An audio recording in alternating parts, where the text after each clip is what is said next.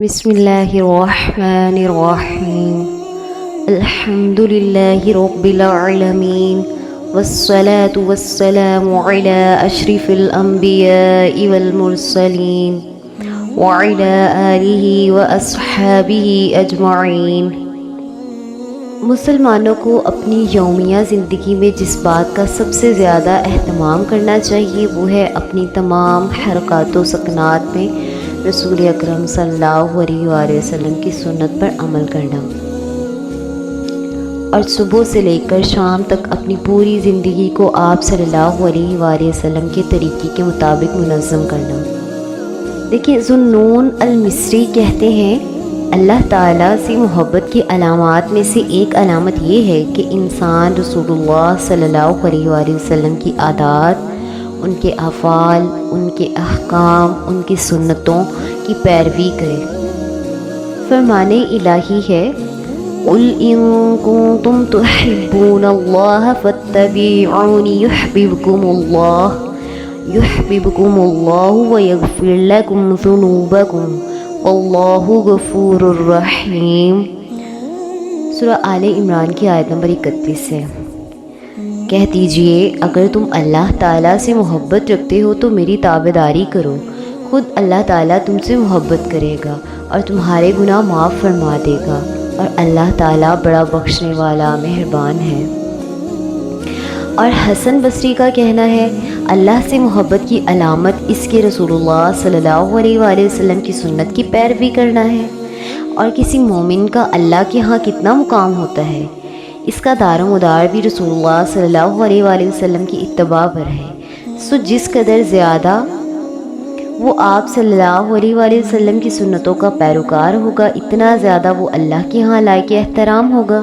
اسی بنا پر میں نے یہ مختصر کورس سٹارٹ کروایا ہے تاکہ مسلمانوں کے روزمرہ کے معمولات کے متعلق رسول اللہ صلی اللہ علیہ وآلہ وسلم کی سنتوں کو بیان کیا جائے، اور اس کا تعلق صرف ان امور سے ہے جو یومیہ زندگی میں تقریباً ہر مسلمان کو پیش آتے ہیں، مثلا نماز، نیند، کھانا پینا، لوگوں کے ساتھ میل ملاپ، طہارت، آنا جانا، لباس اور دیگر حرکات و سکنات وغیرہ۔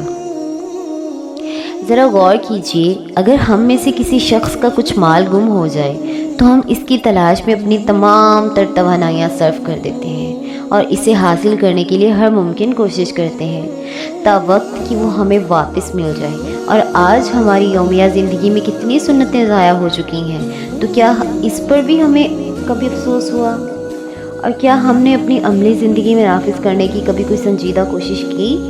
حقیقت میں یہ ایک بہت بڑا المیہ ہے کہ آج دینار و درہم کو سنت نبویہ سے زیادہ اہمیت دیتے ہیں، اور اس کی دلیل یہ ہے کہ اگر لوگوں سے یہ کہا جائے کہ جو شخص ایک سنت پر عمل کرے گا اسے اتنا مال دیا جائے گا، تو آپ دیکھیں گے کہ تمام لوگ اپنی زندگی کے تمام معمولات میں صبح سے لے کے شام تک زیادہ سے زیادہ سنتوں پہ عمل کرنے کی کوشش کریں گے، کیونکہ انہیں ہر سنت پہ عمل کرنے کے بدلے میں مال نظر آ رہا ہوگا۔ لیکن خدارا یہ تو بتائیے کہ کیا یہ مال اس وقت آپ کو کوئی فائدہ پہنچا سکے گا جب آپ کو قبر میں لٹا دیا جائے گا اور آپ پر مٹی ڈال دی جائے گی؟ فرمان الہی ہے بل تؤثرون الحیات الدنیا والآخرۃ خیر وابقی، لیکن تم تو دنیا کی زندگی کو ترجیح دیتے ہو، حالانکہ آخرت بہت بہتر اور بہت بقا والی ہے۔ سورۃ الاعلیٰ۔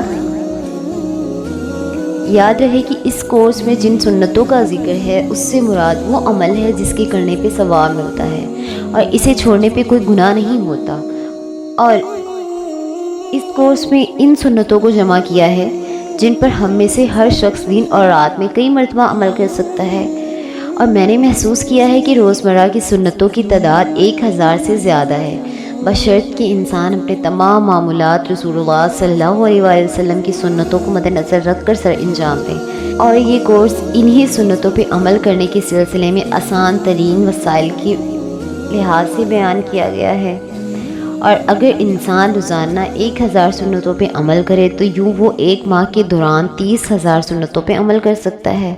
کتنا بدنصیب ہے وہ انسان جو ان سنتوں کو سرے سے جانتا ہی نہ ہو، یا جانتا تو ہو لیکن ان پہ عمل نہ کرتا ہو۔ یاد رہے کہ سنت رسول اللہ صلی اللہ علیہ وآلہ وسلم پر عمل کے بہت زیادہ فوائد ہیں۔ ان میں سے چند ایک فوائد میں یہاں بیان کرتی ہوں۔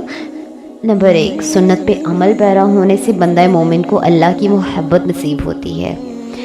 نمبر 2، فرائض میں جو کمی کوتاہی رہ جاتی ہے وہ ان سنتوں پہ عمل کرنے کی وجہ سے پوری کر دی جاتی ہے۔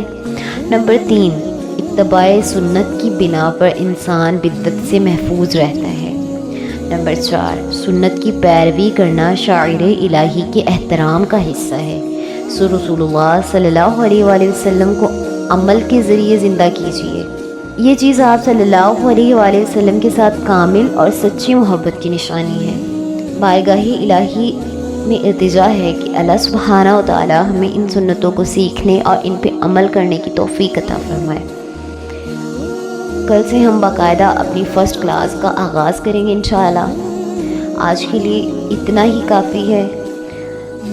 سبحانک اللہم و بحمدک نشہد ان لا الہ الا انت نستغفرک و نتوب الیک۔